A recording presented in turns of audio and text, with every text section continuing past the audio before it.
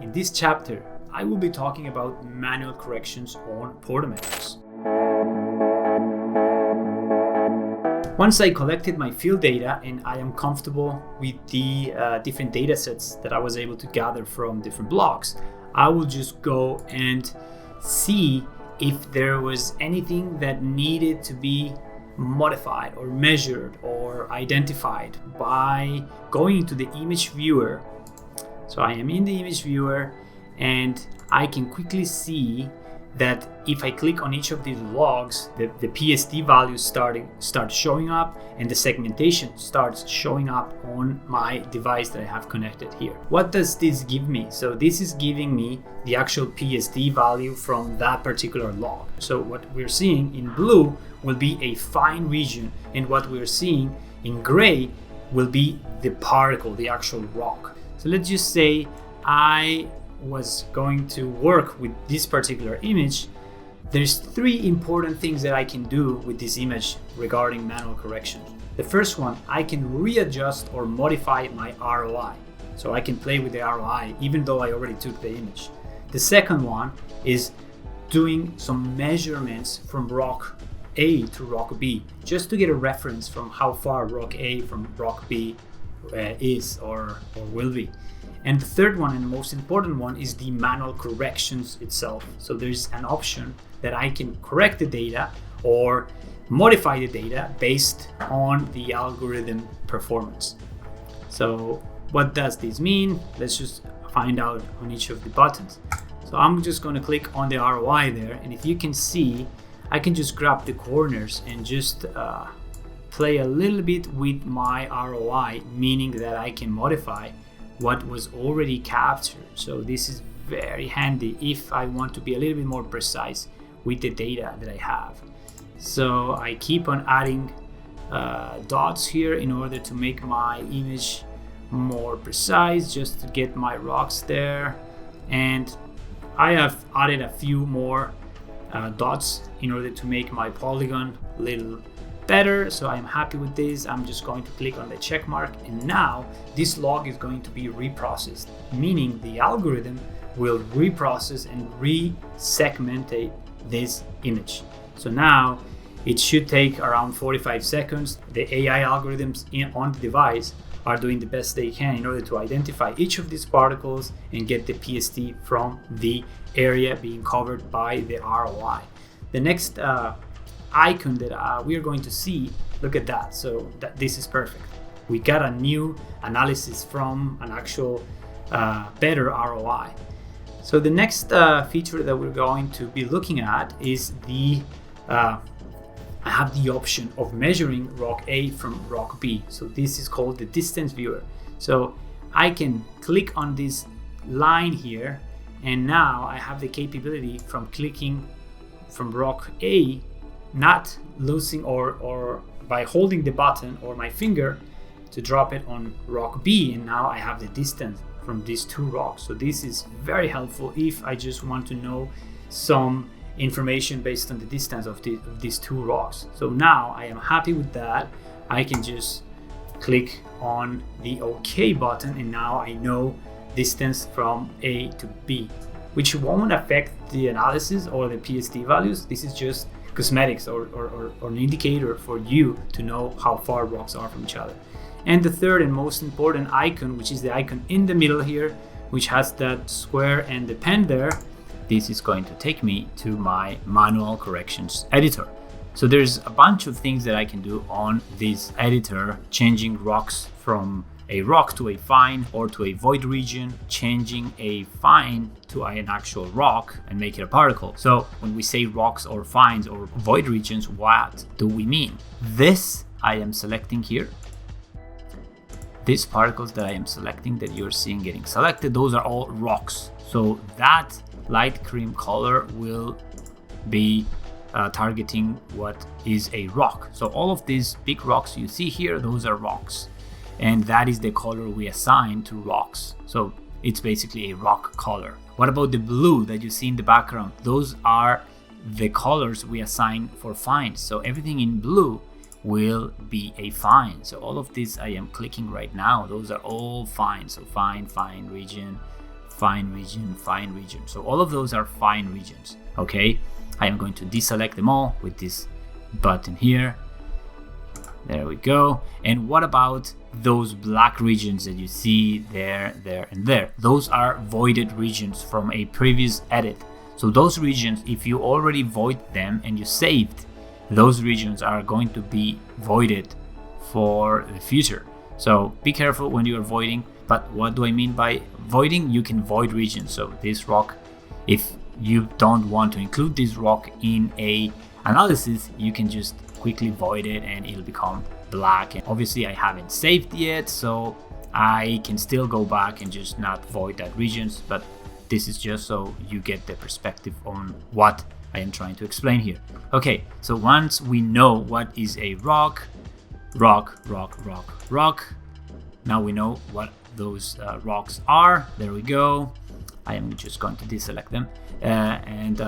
Now we know the rocks, the fines, and the voided region as colors. I'm going to show you. So there's an icon in terms of the transparency here that you can play with your transparency. So let's say you wanted to check the original photo, you could decrease this transparency opacity. So I can go and just see the original photo, an actual real, or my rock wall that I had in my office there. And you can play with this transparency, so make it higher or lower. There also you have the on and off button here to just enable or disable your segmentation. So the segmentation results, you can enable them or disable them. Next, we have this arrow with the next, which is a deselect tool. So let me just select a few rocks and show you what do I mean by deselect tool. So I click 1, 2, and 3. So I have 3 rocks selected. And if I click on this arrow X button, everything will get deselected. So you have to click twice just because you were clicking on the region here, on the rocks region, and then you go back to the buttons page or location. Okay, I click on my screen. There we go. 1, 2, and 3. And now I click on my. There we go. Also, you have a hand icon that will allow you to just move throughout the image. So if I am scrolling in and zooming in with my mouse, then I can quickly just use this hand icon to just move around, and I will be moving around the image a little further. There we go. So I am moving around my image. I zoomed in a little bit too much, so I will just zoom out in order for us to just see our screen better. There we go. So that is what we need to actually see there, my entire log. So the next button that we have is this razor blade tool. So if I select my razor blade tool, I will be able to just split rocks or split regions. So first I select my razor blade tool button, then I select my rock, and now I can just quickly with my mouse clicked, I can just split rocks. So let's do that again. I select my razor blade tool, select my rock with a click, and now I click one more time with my mouse, and I am not lifting my finger from the button, and there we go. I am splitting my rock. Again, same thing, clicking on my rock, splitting that rock with my mouse without lifting the button. There we go. All these 3 rocks have been split. Let's say I wanted to merge them, or the algorithm made a minor mistake just dividing 2 regions that belonged to an actual particle, one particle together. So I will click on my button on the right here. Clicking on this button, I am merging region. So there we go, merging this region. There we go, I'm merging this region. There we go. And clicking on this region and merging it as well. So the region merging button, this button right here, is going to allow me to just merge regions and change regions from rocks to fines and to void regions. How do I do that? So having selected my region editing button, and then I will just click on few of these rocks that I have here, and I am going to label them or change them from a rock to a fine. So I clicked on them, and now I am pressing the fine button on the top left there. So rocks changed from rocks to fines. There we go. So Obviously, I'm just gonna undo those changes because that's just for training purposes. I don't necessarily need to do that, but I will do the same for voiding this region. So there we go. I select my 5 rocks, and now I am going to select my voiding regions icon. Now those rocks are not going to be taken in consideration for the analysis, and I have just voided those regions. There we go. So again, I am just going back, so we keep on doing some testing here on the changes that we can do. So we changed rocks to fines and to voided regions, but what about fines to become rocks? That's easy as well. I click on these fines there in the back, and I will label them or change them to rocks. So I just need to click on those blue regions, and then I click on my rock button on the top left there, and now those are actual rocks.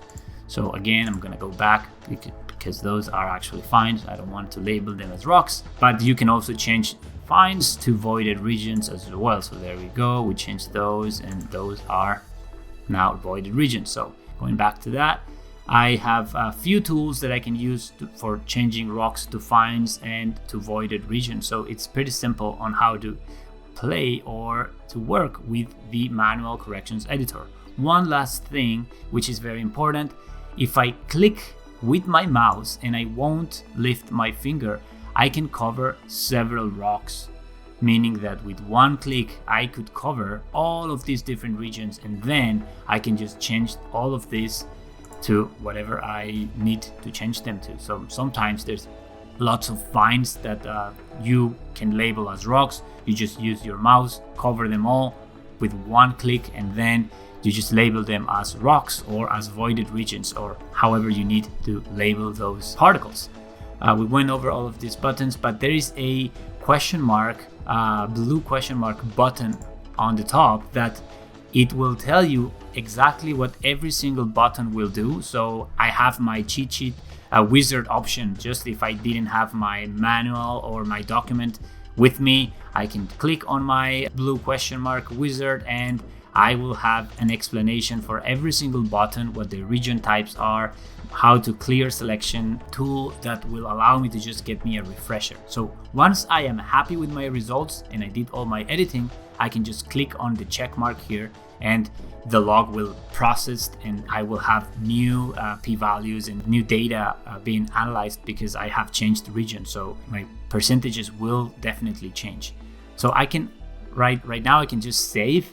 Then I click on my check mark in order to reprocess this data and to get a newer p-value table. So now this log has changed, and I have a more accurate log in order to perform my analysis in the analysis viewer.